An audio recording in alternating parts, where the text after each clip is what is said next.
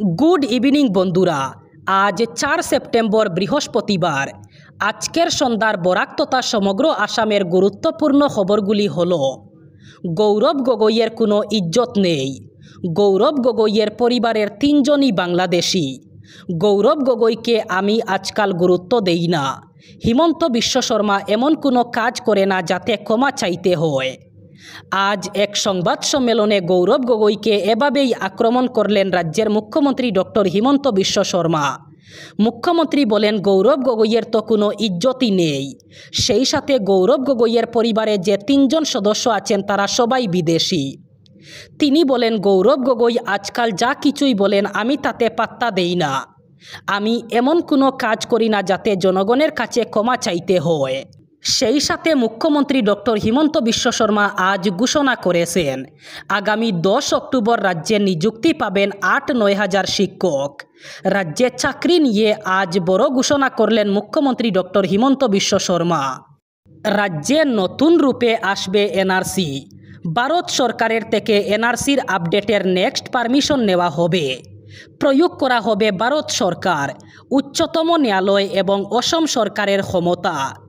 রাজ্যে আবার আসতে চলেছে এনআরসি। উল্লেখ্য, মুখ্যমন্ত্রী ডক্টর হিমন্ত বিশ্ব শর্মা আগেই ঘোষণা করেছিলেন, রাজ্যে আগে যে এনআরসি প্রস্তুত করা হয়েছিল সেটিতে রয়েছে অনেক ত্রুটি। সেই ত্রুটি সংশোধন করতে রাজ্যে এনআরসির পুনর্নিরীক্ষণ করা প্রয়োজন। এদিকে গৌহাটি হাইকোর্টও এনআরসির পুনর্নিরীক্ষণ করার সবুজ সংকেত দিয়েছিল। এবার এসে গেল নতুন খবর, নতুন রূপে আসবে এনআরসি। এবার ভারত সরকার থেকে এনআরসির আপডেটের পারমিশন হলেই কাজ শুরু হবে। এবার এনআরসিতে প্রয়োগ করা হবে ভারত সরকার, সুপ্রিম কোর্ট এবং অসম সরকারের ক্ষমতা। অসমে থাকতে পারবে না কোনো মিয়া। মাদানির যদি মিয়ার প্রতি এতটাই প্রেম থাকে তাহলে নিজের গড়ে নিয়ে রাখতে পারেন। এবার অসমের উজান প্রান্তে ইটবাটায় মিয়া শ্রমিকদের খুঁজে এবার অভিযান যুব মঞ্চের। অসমিয়া যুব মঞ্চ মিয়া শ্রমিক পেলেই ইটবাটা বন্ধ করে দেবে বলে হুঁশিয়ারি দিয়েছে। উল্লেখ্য, রাজ্যে মুখ্যমন্ত্রী ডক্টর হিমন্ত বিশ্ব শর্মা এবং জমিয়ত উলামায়ে হিন্দের মাহমুদ মাদানির মধ্যে তর্ক বিতর্ক তুঙ্গে। এ নিয়ে এবার গর্জে উঠল অসমিয়া যুব মঞ্চ। যুব মঞ্চ জানিয়েছে, মাদানির যদি মিয়ার প্রতি এতটাই আকর্ষণ থাকে তাহলে মাদানি মিয়াদের নিজের গড়েই নিয়ে রাখতে পারেন। অসমে থাকতে পারবে না কোনো মিয়া। সেই সাথে অসমের কোনো ইটবাটায় মিয়া শ্রমিকরা কাজ করতে পারবেন না।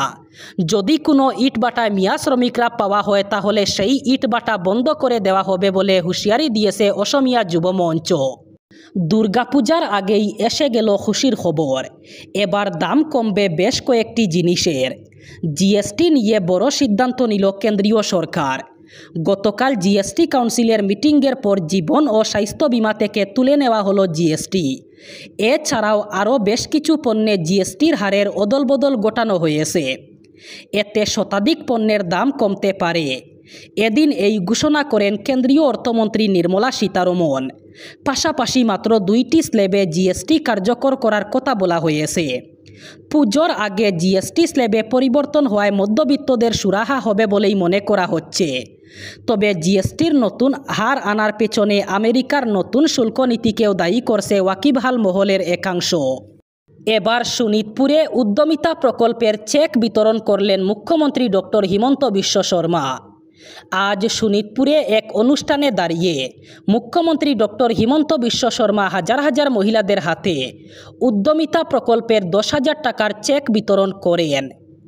উদ্যমিতা প্রকল্পের চেক বিতরণ করে কিভাবে 10,000 টাকার পরে 25,000 টাকা এবং 25,000 টাকার পরে 50,000 টাকা পাবেন মহিলারা, এর জন্য 3টি নির্দেশ দিয়েছেন মুখ্যমন্ত্রী। প্রথমত তিনি জানিয়েছেন, এই 10,000 টাকা পুজোর শপিংয়ে লাগাতে পারবেন না। মুখ্যমন্ত্রী বলেন, এই 10,000 টাকা পুজোর শপিং করার জন্য দেওয়া হয়নি। এই 10,000 টাকা দেওয়া হয়েছে ব্যবসা করার জন্য। এছাড়া এই 10,000 টাকা মহিলারা তাদের স্বামীর ব্যবসায় লাগাতে পারেন। এছাড়া মহিলারা নিজস্ব যদি কোনো ব্যবসা করেন তাহলে সেই ব্যবসায় লাগাতে পারেন এই 10,000 টাকা। মুখ্যমন্ত্রী জানিয়েছেন, এই 10,000 টাকার সৎ ব্যবহার করলে আগামীতে মহিলাদের 25,000 টাকা করে দেওয়া হবে। এবং পরবর্তী সময়ে সেই 25,000 টাকারও যদি সৎ ব্যবহার করা হয় তাহলে এর পরবর্তী সময়ে মহিলাদের 50,000 টাকা করে দেওয়া হবে। পঞ্চায়েত বুট মিটতেই 26-এর বিধানসভা নির্বাচনের আগাম সুর শোনা যাচ্ছে হাইলাকান্দিতে।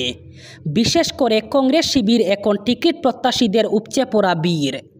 আলগাপুর কাটলিচড়া গিরেই শুরু হয়েছে অন্তর্দ্বন্দ্ব, টিকিট লাভের মরিয়া চেষ্টা। রাজনীতির সঙ্গে অতীতে সম্পর্ক নেই এমন বহু মানুষও বিধায়ক হওয়ার আশায় সক্রিয় হয়ে উঠেছেন। সমাজের প্রতি যাদের 10 পয়সার কোনো অবদান নেই তারাই বিধায়ক হওয়ার দিবাস্বপ্ন দেখছেন। হাইলাকান্দি কংগ্রেসের সাম্প্রতিক দলীয় বৈঠক এবং মিটিংয়ে নজর কাড়ছে নতুন নতুন মুখ। কেউ অবসরপ্রাপ্ত সরকারি কর্মচারী, আবার কেউ স্থায়ী চাকরি ছেড়ে একেবারে রাজনৈতিক ময়দানে ঝাঁপিয়ে পড়েছেন। দলের বর্ষিয়ান নেতাদের পিছনে ঠেলে মঞ্চে কিংবা মিডিয়ার সামনে তারাই এখন অগ্রগণ্য। সাক্ষাৎকার, ছবি তোলা, এমনকি নেতৃত্বের আসন দখলের লড়াইয়েও প্রবীণদের টপকে গিয়ে নতুনরা বেশিরভাগ সময় আলোচনায়। রাজনৈতিক মহলের পর্যবেক্ষণ, এই নতুন টিকিট প্রত্যাশীদের কাছে দলের নীতি আদর্শের তেমন কোনো গুরুত্ব নেই। একমাত্র লক্ষ্য হলো বিধানসভা বুটে প্রার্থী হওয়া। অঙ্ক জটিল, তাই প্রতিপক্ষকে 1 ইঞ্চিও জমি ছাড়া নয়।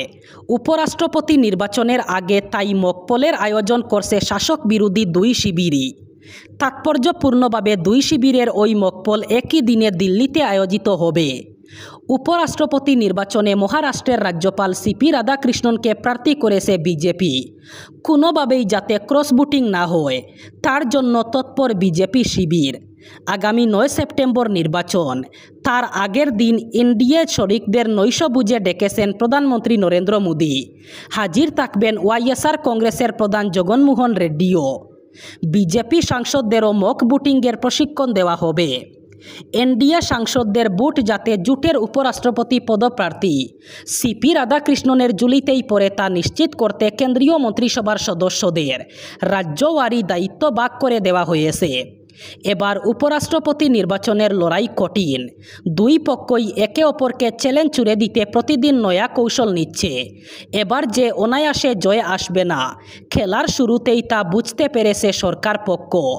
বিরোধীরা আগের চেয়ে অনেক সংঘবদ্ধ। তাছাড়া সংসদের 2 কক্ষেই শক্তি কমেছে কেন্দ্রের শাসক দলের।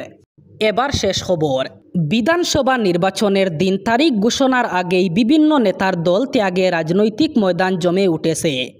এহেন আবহে গতকাল দল ত্যাগ করেছেন শিপাজারের প্রাক্তন বিধায়ক তথা বিজেপি নেতা বিনন্দ কুমার শইকিয়া এবং অগপ দলের প্রাক্তন বিধায়ক সত্যব্রত কলিতা। এদিকে প্রতিক্রিয়া ব্যক্ত করতে গিয়ে মুখ্যমন্ত্রী ডক্টর হিমন্ত বিশ্ব শর্মা বলেন, যারা বিজেপি ত্যাগ করেছেন তাদের দলের কোনো সভায় দেখা গেছে কি? এমন প্রশ্ন তুলে মুখ্যমন্ত্রী বলেন, এসব নেতা গত বিধানসভা ও লোকসভা নির্বাচনে কংগ্রেস দলকে সমর্থন করেছেন। তবে বিজেপি থেকে পদত্যাগ করার অর্থ কিছুটা ভিন্ন শব্দে বলে মনে করেন তিনি। কারণ 2021 সালের পর এসব নেতার বিজেপির সঙ্গে কোনো সম্পর্ক ছিল না। পদত্যাগী এই নেতারা দলের সদস্যপদ নবীকরণ করেছেন কিনা সে ব্যাপারে সন্দেহ রয়েছে বলে কটাক্ষ করেন মুখ্যমন্ত্রী। এই ছিল আজকের সন্ধ্যার গুরুত্বপূর্ণ খবরগুলি। ভিডিওটি অবশ্যই লাইক করবেন এবং চ্যানেলটি সাবস্ক্রাইব করবেন।